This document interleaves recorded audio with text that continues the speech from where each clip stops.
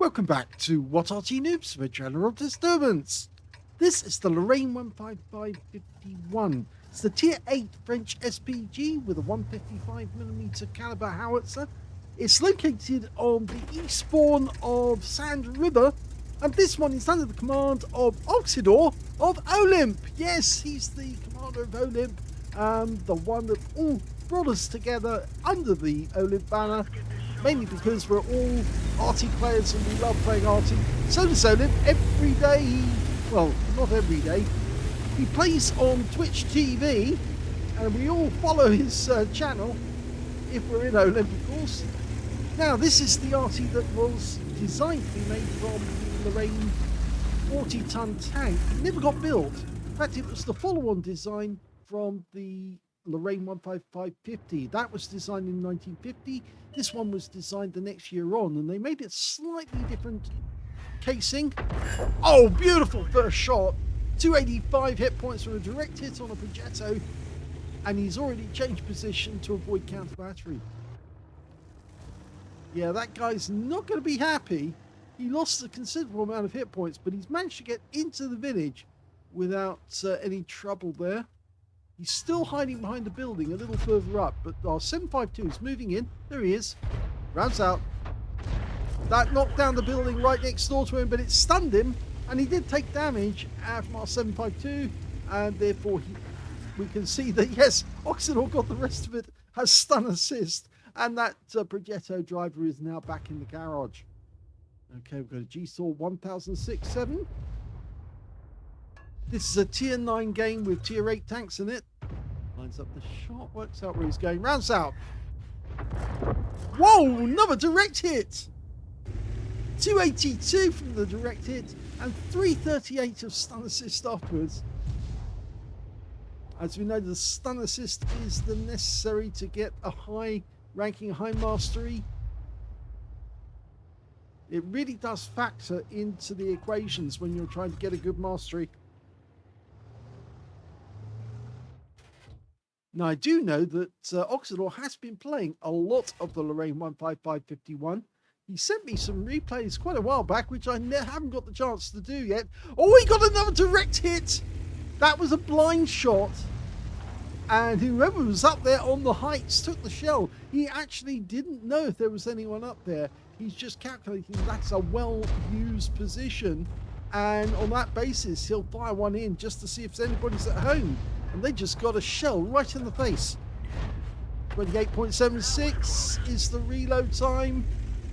He's got a reload of 24.24, so he has knocked 4 seconds off the reload. Now, it's only a 155mm shell, so it only does 680 alpha, 45mm a pen, and as I said, 24 seconds is pretty good for a reload time. Okay, the 60 TP's decided to go balls deep, and unfortunately for him, yeah, that means he got hit, but that shell didn't do any damage whatsoever. I suspect it hit the tracks, and that's why he was protected from the damage. But, oh, he's lost his head. That's a good turret toss. We're getting used to that term now.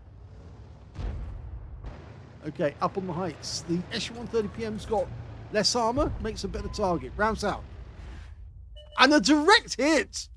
Now that might be a penetrating shot as well. I think Oksydor's excited because that one possibly could be a high roll.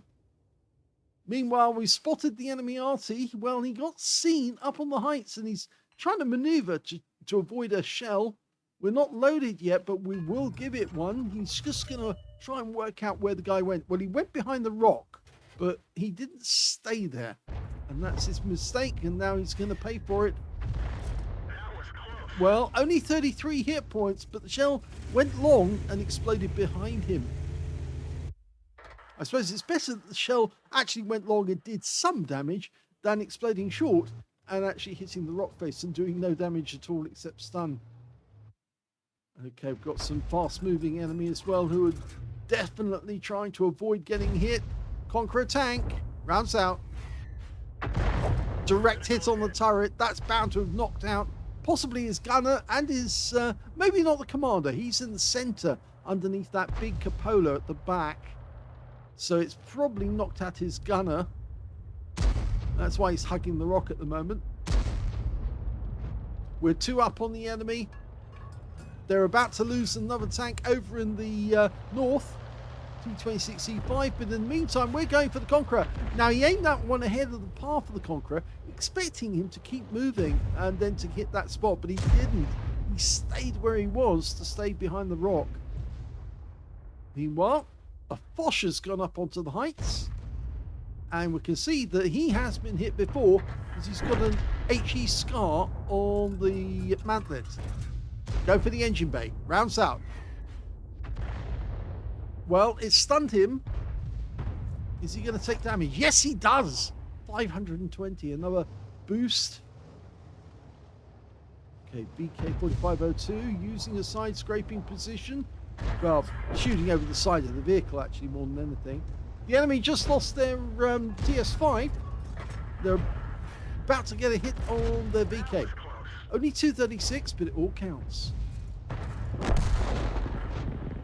Now, we do have a tank near the heights now. Our Shure MV7X is actually going up onto the heights. And that means there's a lot of enemy tanks near their cap area are suddenly about to become visible. In fact, their SU-14-2 has suddenly become visible. And look at these guys here sitting there. A Shrek. He takes a round for 286. There's an SU-130PM up there. In fact, it's the same one I think we hit before, and he's missing a chunk of hit points, so we might have got a critical hit on him. We've lost sight of him temporarily, but the Shah was just helping himself, and it looks like our Barask and Scorpion both got kills. Oh, he fired ahead of the Conqueror again, believing that the guy was going to keep moving. He didn't. So he fooled us once, and now he's fooled us again, but it looks like he's slugging it out with one of our teammates. Okay. And you can see him moving on the north bank of the river. Oh, we got a bad reticule at the reticule bloom. We have to move because he's getting too close. He might actually spot us. We actually got some stun assist off him as well. Now, the arc on this gun is only 30 degrees, 15 degrees either side of the center line. So it was fairly easy for him to drive out of the range, the arc.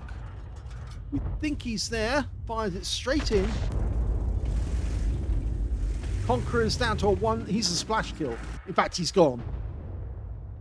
So we're 3 up on the enemy now. We can't see the Shrek or the SU-130PM up the other end of the map. They did lose their Arty. It's only 4 tanks. The T26E5 loose on the top of the map. We've got the SMB CC67 trying to go up the slope. Gets stunned and he's getting hit. So we got stun assist. And it looks like our Scorpion. Oh! And he got taken out in return by the Shrek. There's the SU-130PM. Now, if we can put a shell in on that spot, we should be able to get a kill. And that means we might have picked up all of the hit points off the SU-130PM. Rounds out. We don't know what that did, but it didn't kill the SU-130PM. And our Shure MV7X is now maneuvering to try and get behind to the riverbed so he can shoot the guy.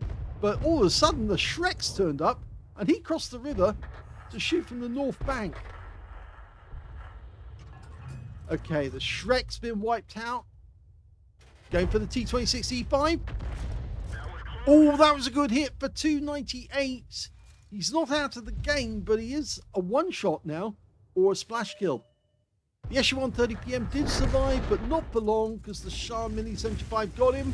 And now's the time for us to skedaddle out of here, because there's only one enemy left.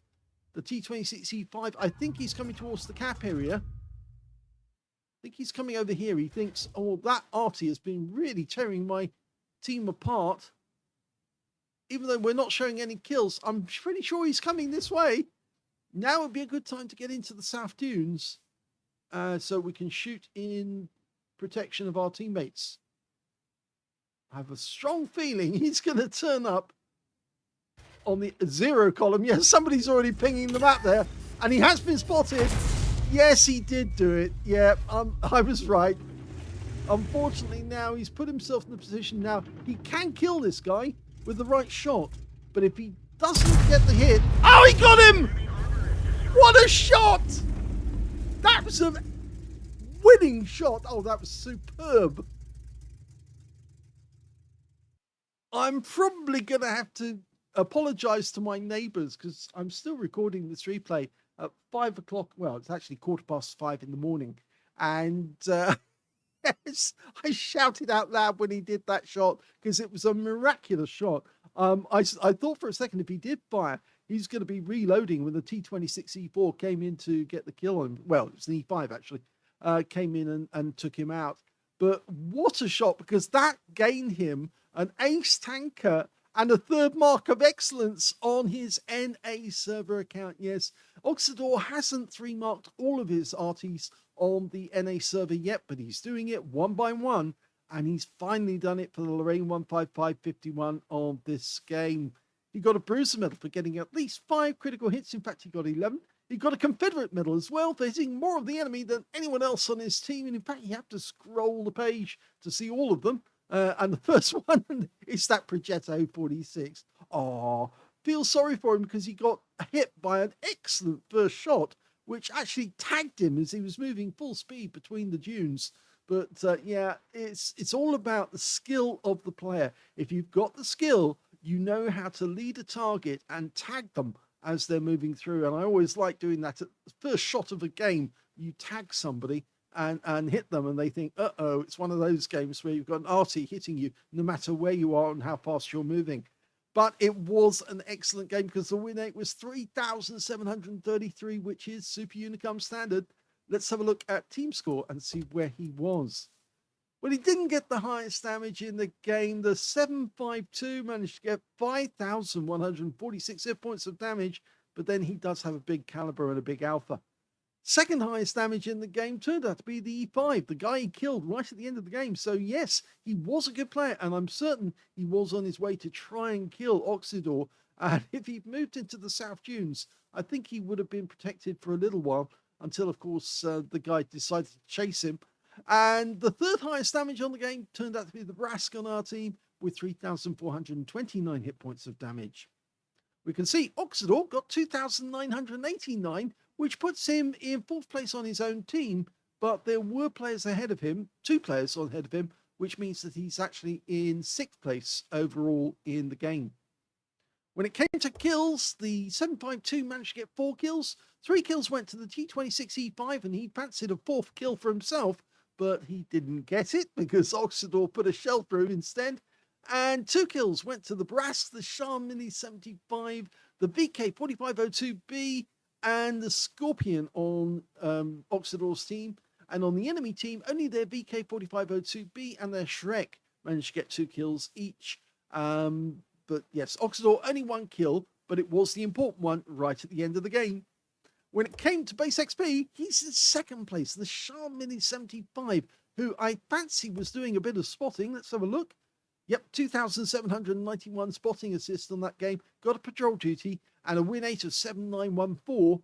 So he was spotting. That's why he got the high score there, 1,341. Add that to his actual damage of 3,283. Yeah, you can see why he managed to get that high score. And in 2nd place, Oksydor with 1,281. And in 3rd place, the 752, who actually picked up a high caliber and 1,245 base, and the Brass managed 1,052. So 4 players managed to get over 1,000 base, and Oksydor in 2nd position above the high caliber scorer. He fired 20 rounds in the game, got 8 direct hits and 1 penetrating shot. Now, it's difficult to actually know which one he might have penetrated in this one, but I think it was the SU-130PM. Yes, it was. I was right. 684 was the actual hit, and that was the one out in the desert as the guy was moving back. He saw the shell go in, but he didn't get any results out of it because, of course, it was a blind hit, but he got a high roll of 684 and 1 penetration. So very well done on that shot. Those things don't have armor. If you see one, it's in the target area.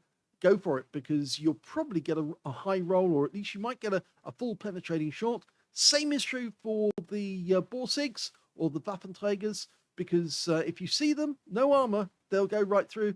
And the lower tiers, you always look for the Wolverines, the RBFMs, because of course they also have very, very little armor. They make very satisfying bangs. And of course, not forgetting the Hellcats, which have virtually no armor whatsoever.